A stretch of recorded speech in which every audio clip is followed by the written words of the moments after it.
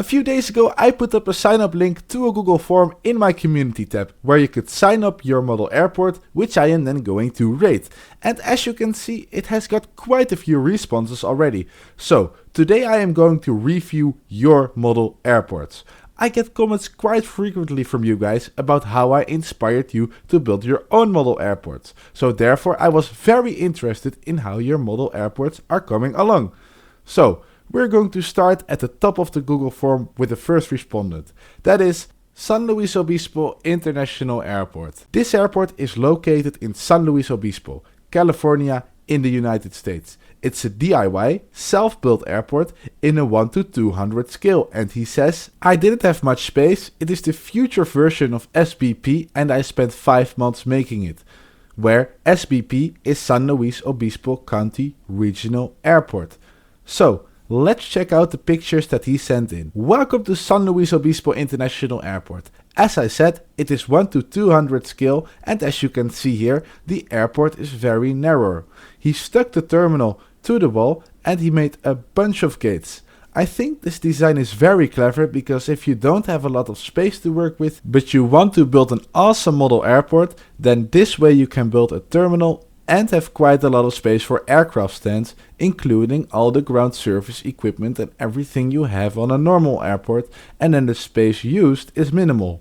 So let's see what this video shows us. As you can see from the video, he has got the red lights blinking on the top of his aircraft. These are the beacon lights which are used to notify the people and crew around and outside the aircraft that the engines are running or starting and that they should not be close to the airplane.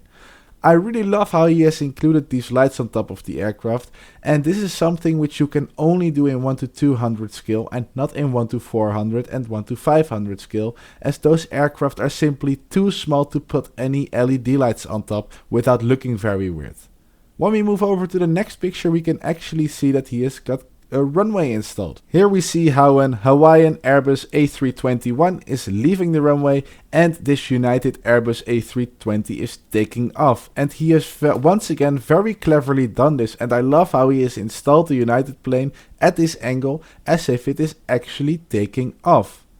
Furthermore, he has got all of these lights installed in the ground, which I think looks great, and it adds an extra sense of realism not only at night, but as you can see at daytime it is also looking very nice. Here in the bottom he has got these poppy lights as well for the landing system. And what I also like, and I actually don't have for my own model airport, but he has got it, are these taxiway signs which navigate the pilots to the correct runway or taxiway or apron or gate. Furthermore, he has got an awesome background with mountains. There is a big difference between just a normal white colored wall or a background installed on the wall behind of your airport. It really adds an extra sense of realism. And as you zoom in on this United plane, it seems like it is actually rising above the mountains and actually flying through the clouds, which I think looks so good. Here we have the same picture of the runway again, but then with the lights turned off. So the effect that is created by the runway lights is absolutely wonderful. Moving on to the next picture, we are back at the airport gates and terminal. Here at the end of the terminal, he has got a very long jet bridge to the final Airbus A350 from British Airways all the way on the side. In the corner of his airport is an air traffic control tower, which also has LED lights installed on top of it, which I think looks once again very nice and will look even better at night.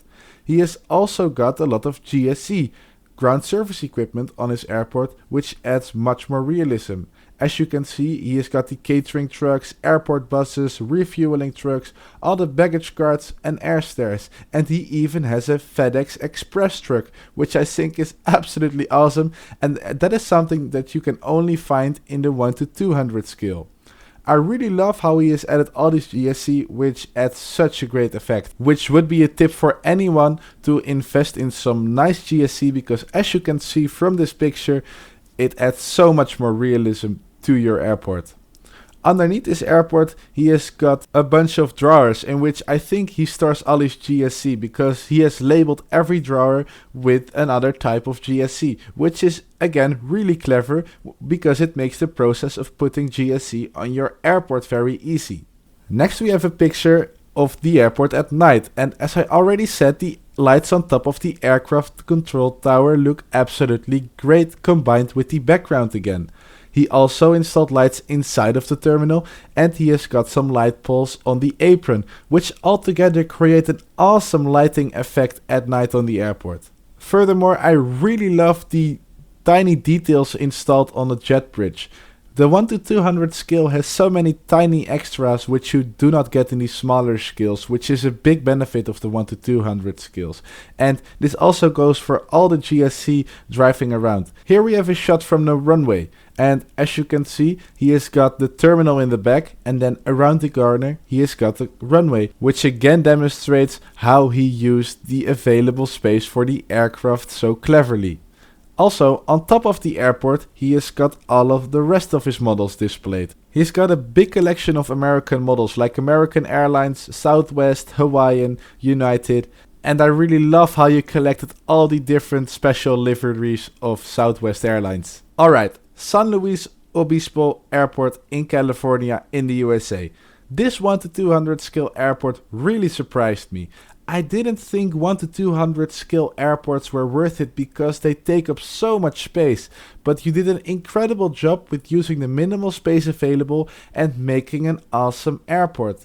I love how you added all the lighting inside of the terminal, all the runway lights and all the light poles on the airport. And I also love the big amounts of GSE or ground service equipment driving around your airport, which adds such a sense of realism. Overall, I really enjoy this airport, and it inspires you, the viewer, and brings you new ideas which you can add to your own airport. The next airport is Git International Airport, which is a fictional airport in Git. What we see here is that he has a square piece of groundport in which he has made a single gate with an orange and blue aircraft. And on the end of the airport there is a strip of grass. I think your airport looks very minimal, and there are quite a few things to still improve or add to it. Like for example some modeling grass which you can find on Amazon. You could also consider adding some ground service equipment like a refueling truck or any of the items which you saw at the previous airport, which will add an extra sense of realism to yours. The third airport we are discussing is Heart of Dixie International Airport, located in Birmingham, Alabama in the United States. Most of the buildings and gates he has purchased, but the rest he has made himself DIY. The airport he has made is a fictional concept of a replacement or a new airport for the current airport in Birmingham. It has got two terminals, one domestic terminal and one international terminal, two runways, a hangar, a cargo ramp, and looking from the pictures it has got quite some overlapping features from London Heathrow Airport. When the lights are turned off and it's dark, the runway light lights up, which gives an awesome effect once again. I also love how the lights in the terminal light up, which makes your airport really come to life at night. Also, the aircraft hangar has got a blue light installed inside of it, which also lights up at night, which gives a great effect. On the runway he has installed LED strips on both sides, which is a really easy and convenient way to install lights on your airport. There is quite a bunch of ground service equipment on the airport once again, which adds loads of realism, and I think your airport looks very nice overall. You have a great variety of airplane models brought from the USA and the rest of the world. The LED strips on the runway give a really nice effect at night.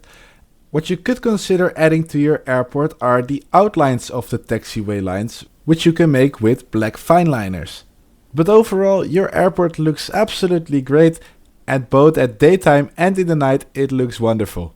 The final airport that we are going to discuss in this video is West Memphis International Airport. This is not based on a real airport, so it's a fictional airport, and the future plans of his airport is that he is going to add hangars, terminals with gates, and ground vehicles such as pushback trucks, catering service trucks and fuel trucks.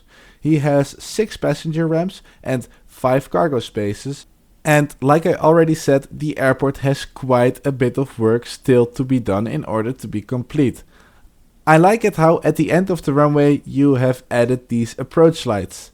I also like these poppy lights at the touchdown zone. What you could consider doing is moving the taxiway from here a bit closer towards the runway, which will create more space for gates and airplanes so you can display more models on your airport.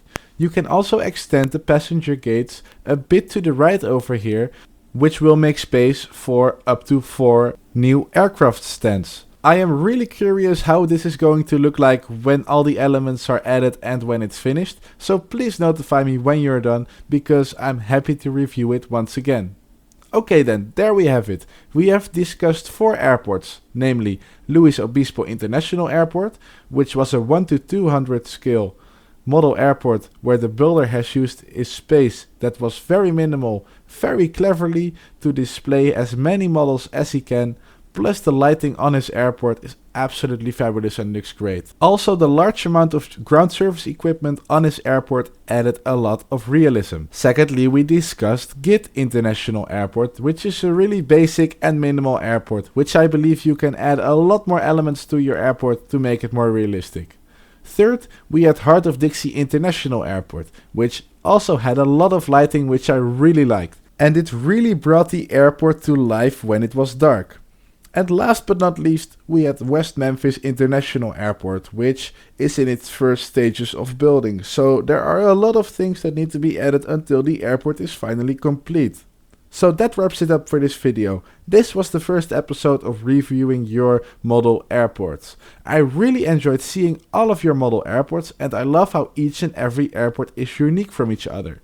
There are quite a few airports still to be on the list to be reviewed, and if you want your model airport to be reviewed, please fill in the Google form, which I will include in the video description. And I will make sure your airport will be included in one of the following episodes of the series.